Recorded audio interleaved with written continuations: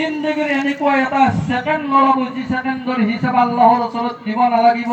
আপোনাক মোক জোৱান দিছে, জোৱানৰ ওপৰত আল্লাহ প্ৰশ্ন কৰিব, তুমি জোৱানী অৱস্থাত ক'ত কাম কৰিলা? আপোনাক মোক ধন দিছে, টকা পইচা দিছে, তাৰ ওপৰত হিচাপ হ'ব, প্ৰত্যেকটো বস্তুৰ ওপৰত হিচাপ হ'ব।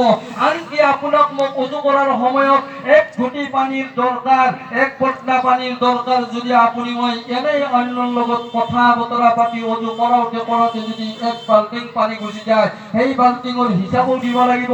আপোনাক মোক কাঁহীত ভাত লৈছো, আপোনাক মোক ইমানখিনি ভাতৰ দৰকাৰ, আপুনি মই ইমানখিনি লৈছো, ইমানখিনি খাই ইমানখিনি পেলাই দিছো, সেইখিনি আপোনাৰ মোৰ হিচাপৰ পৰাই গুচি গ'ল, তকদিৰৰ পৰাই গুচি গ'ল। মানুহ এনেকুৱা হয় মুৱাতৰ আগত 40 দিন 2 মাহ 4 মাহ কোনোবাই বছৰ দিন ভাত খাব নোৱাৰা হৈ যায়। তাৰ তাৰ জিন্দগীত আল্লাহ ৰব্বুল আলামিনে যিখিনি চাউল দিছিলে, যিখিনি খাওয়ার কারণে দিছিলে তকদিরত, সেইখিনি হৈ গ'ল। আপোনাক মোক তকদিরত আল্লাহ যিখিনি দিছে তাত কৰি বেছি আপুনি মই নাপাওঁ, কিন্তু আপোনাৰ মোৰ এই তকদিৰত দিয়াৰ ওপৰত যদি বৰকত হ'ব লাগে, তেনেহলে আপোনাৰ মোৰ নামাজ লাগিব। কাৰণ নামাজ পড়িলে ৰুজিত বৰকত দিব আল্লাহ, নামাজ পড়িলে জান্নাত দিব আল্লাহ। প্ৰত্যেকটো মুসিবতৰ পৰাই আপোনাৰ মোৰ ল'ৰা ছোৱালী পঢ়া শুনা শেষ কৰিছে, চাকৰিৰ ব্যৱস্থা কৰিব লাগে, সালাতুল হাজাত 2 ৰাকাত নামাজ আদায় কৰক, নিজৰ বাপকে নিজৰ সন্তানৰ কাৰণে দোয়া কৰক, আল্লাহ কবুল কৰা নাই আকৌ কৰক, আল্লাহ কবুল কৰা নাই আকৌ কৰক, ধ্যানৰ সৈতে কৰক। আপোনাৰ মোৰ যদি নামাজ কবুল হৈ যায়, ডাইৰেক্ট আল্লাহ ৰব্বুল আলামিন কবুল কৰিব।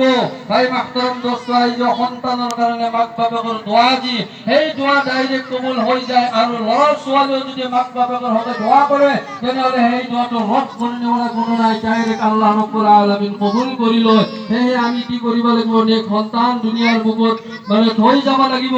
আজি মোক মোৰ আব্বাই মাদ্ৰাসা পঢ়াইছে, মই যদি এতিয়া আমল নকৰো, মই যদি এতিয়া কি নামাজ নপঢ়ো, তেনেহলে কাল কিয়ামতৰ দিনা মই মোৰ আব্বাক কি কৰিব নোৱাৰিম? দুখ দিব নোৱাৰিম। কাৰণ মোৰ আব্বাই যিখিনি কৰিব লাগে কৰি থৈ গৈছে, মোক জাননেৱালা কৰি থৈ গৈছে। তদ্ৰুপ আমি প্ৰতিজনে প্ৰত্যেকটো সন্তানৰ ওপৰত, চাহিয়ে ল'ৰা হওক ছোৱালী হওক, ল'ৰাৰ ওপৰত যেনেকুৱা নামাজ পঢ়া, ছোৱালীৰ ওপৰতে সেনেকুৱা পঢ়া। ল'ৰাই যেনেকৈ কোৰআন পঢ়িব লাগিব, ছোৱালীও পঢ়িব লাগিব, আপুনি মই পঢ়িব লাগিব। তো ভাই মাহতাৰাম দোস্ত, আপুনি মই আফসোস কৰিব নালাগিব যে বহুতে আমি আগত এনেকুৱা সুবিধা নাছিলে, যাৰ কাৰণে আপুনি মই কোৰআন শিকিব পৰা নাই। আপুনি মই কমসে কম এইখিনি কৰিব পাৰিম, নামাজ জামাতৰ সৈতে আদায় কৰিম, ফজৰৰ নামাজ ইমাম সাহেবৰ লগত পঢ়ি ইমাম সাহেবক আপুনি মই ক'ব পাৰিম, ইমাম সাহেব আপুনি সূৰা ইয়াসিন একবাৰ তেলাওয়াত কৰি দিয়ক, মই শুনিম। আল্লাহৰ কোৰআন মোৰ কিন্তু সেই ভাগ্য নহল কোৰআন শিকাৰ কাৰণে।